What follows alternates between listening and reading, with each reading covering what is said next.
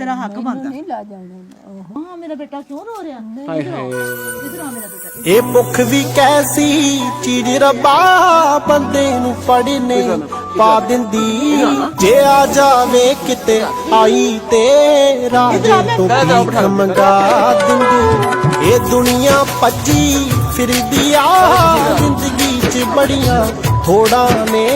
ਬੰਦਾ ਤੇ ਮੁੱਕ ਜਾਂਦਾ ਪਰ ਮੁੱਕਦੀਆਂ ਨਾ ਕਦੇ ਲੋੜਾਂ ਨੇ कभी आज तक नहीं पूछा है बच्चे इस वास्ते जरा डिसार्ट होए ने कि कोई साडे कोल नहीं आंदा कोई साडे कोल आन के नहीं पूछदा हैं क्यों बेटा हाय रब्बा मैं बेटा आ देख मैं है आ देख तेरी मां एक तेरी मां तारा भी ओदे बाजू मैं तारा बाजू कंबन डा पे मेरा बेटा नहीं मेरा बेटा मैं आया करांगी बेटा मैं आयांगी पूछन वास्ते है मैं अपने बेटे से कपड़े लेके आवांगी जुत्ती लेके आवांगी मेरा बेटा नहीं रोना मेरे बेटे ने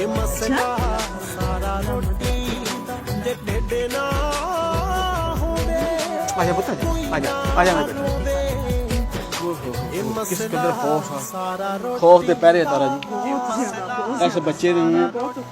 ਤਾਰਾ ਜਦੋਂ ਕੋਈ ਬੱਚੇ ਨੂੰ ਕਿਸੇ ਅੱਜ ਤੱਕ ਪਿਆਰ ਕੀਤਾ ਹੀ ਨਹੀਂਗਾ नहीं मेरा बेटा नहीं आ देख मां मैं तेरी मां बेटा हाँ मैं सदके जावां मैं तेरे वास्ते नवे कपड़े लेके आवांगी जुत्ती लेके आवांगी ਭੈਣ ਜੀ ਸਾਰਿਆਂ ਵਾਸਤੇ ਕੱਪੜੇ ਵੀ ਆਉਣਗੇ ਜੁੱਤੀਆਂ ਵੀ ਆਉਣਗੀਆਂ ਠੀਕ ਹੈ ਜੀ ਭੈਣ ਜੀ ਤੇ ਇਹ ਪੈਸੇ ਤੁਸੀਂ ਸੰਭਾਲ ਕੇ ਰੱਖਿਓ ਜਿੱਥੇ ਜ਼ਰੂਰਤ ਹੈ ਖਰਚ ਕਰੋ ਠੀਕ ਹੈ ਨਾ ਬੱਚਿਆਂ ਦੇ ਵਾਸਤੇ ਕੱਪੜੇ ਜੁੱਤੀ ਹੈ ਉਹ ਵੀ ਆਉਣਗੇ ਪਰ ਨੂੰ ਦਿਲ ਕਰਦਾ जात ने ਸੁਣੋ ਇੱਕ ਮਿੰਟ ਹਾਂ ਜੀ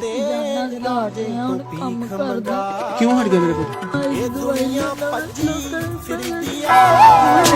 ਜੇ ਢਿੱਡ ਨਾ ਹੋਵੇ ਕੋਈ ਨਾ ਰੋਵੇ ਇਹ ਮਸਲਾ ਸਾਰਾ ਰੋਟੀ ਦਾ ਉਹ ਲੋਕ ਜਿਹਨੂੰ ਰੱਬ ਨੇ ਬੇਪਨਾਹ ਵਸਾ ਦਿੱਤੇ ਆ ਉਹ ਜ਼ਰਾ ਸੋਚਣ ਕਿ ਉਹਨਾਂ ਦੇ ਵਾਲਿਦ ਅਸਲ ਕਿੱਥੇ ਨੇ ਉਹਦੇ ਦਾਦਾ ਜੀ ਅਸਲ ਕਿੱਥੇ ਨੇ ਜਿਨ੍ਹਾਂ ਨੇ ਜਾਗੀਰਾਂ ਬਣਾਈਆਂ ਜਿਨ੍ਹਾਂ ਜ਼ਮੀਨਾਂ ਬਣਾਈਆਂ ਉਹ ਕਿੱਥੇ ਨੇ ਉਹ ਚਲੇ ਗਏ ਉਹਨਾਂ ਨੂੰ ਯਾਦ ਹੀ ਕੋਈ ਨਹੀਂ ਕਰਦਾ ਇਸੇ ਤਰ੍ਹਾਂ ਸਾਨੂੰ ਵੀ ਤੁਹਾਨੂੰ ਵੀ ਕੋਈ ਨਹੀਂ ਯਾਦ ਨਹੀਂ ਕਰਨਾ ਜੇ ਵਕਤ ਗੁਜ਼ਰ ਜਾਣਾ ਵਾ ਇਹ ਸਭ ਕੁਝ ਇੱਥੇ ਰਹਿ ਜਾਣਾ ਵਾ ਕਿਆ ਹੀ ਬਿਹਤਰ ਆ ਕਿ ਆਪਣੀ ਜ਼ਿੰਦਗੀ ਦੇ ਵਿੱਚ ਕੁਝ ਲੋਕਾਂ ਵਾਸਤੇ ਆਸਾਨੀਆਂ ਪੈਦਾ ਕਰ ਜਾਓ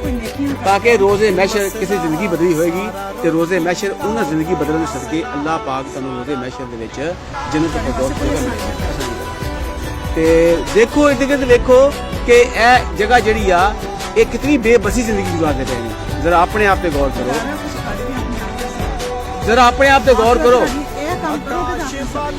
ਮੈਂ ਕਹਿੰਦਾ ਜਰਾ ਆਪਣੇ ਆਪ ਤੇ ਗੌਰ ਕਰੋ ਕਿ ਤੁਹਾਨੂੰ ਰੱਬ ਨੇ ਕੋਠੀਆਂ ਦੋ ਕਨਾਲੀ ਕੋਠੀਆਂ ਬੰਗਲੇ ਦਿੱਤੇ ਨੇ ਤੇ ਕੁਝ ਇਹਨਾਂ ਦਾ ਖਿਆਲ ਕਰੋ ਆਪਣੇ ਇੱਕ ਗਰੀਬ ਦਾ ਵੀ ਘਰ ਬਣਾ ਦਿਓ ਤੇ ਪੂਰੇ ਪਾਕਿਸਤਾਨ ਦੇ ਬੇਘਰ ਕੋਈ ਨਹੀਂ ਰਹੇਗਾ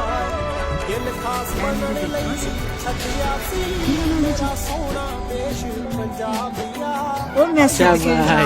ਕੀ ਲੈਣਾ ਵਾ ਉੱਚੀ ਬੋਲ ਕੇ ਦੱਸ ਸਕੂਲ ਵਾਸਤੇ ਚੀਜ਼ਾਂ ਸਕੂਲ ਵਾਸਤੇ ਚੀਜ਼ਾਂ मैं बाहरी जावा सबके जावा तेरे बेटा ਉਹਨੇ ਇਹ ਨਹੀਂ ਆਖਿਆ ਕਿ ਮੈਂ ਖਿਡੌਣੇ ਲਾਂਗਾ ਜਾਂ ਮੈਂ ਉਹਨੇ ਆਖਿਆ ਮੈਂ ਸਕੂਲ ਵਾਸਤੇ ਬਣਾਵਾਂਗਾ ਜਾਂ ਜੁੱਤੀ ਬਣਾਵਾਂਗਾ ਮੈਂ ਸਕੂਲ ਵਾਸਤੇ ਚੀਜ਼ਾਂ ਲਵਾਂਗਾ ਕਿੰਨਾ ਅਜ਼ਮ ਹੈ ਇਸ ਬੱਚੇ ਨੂੰ ਪੜਨ ਦਾ ਤੇ ਬੇਟਾ ਮੇਰਾ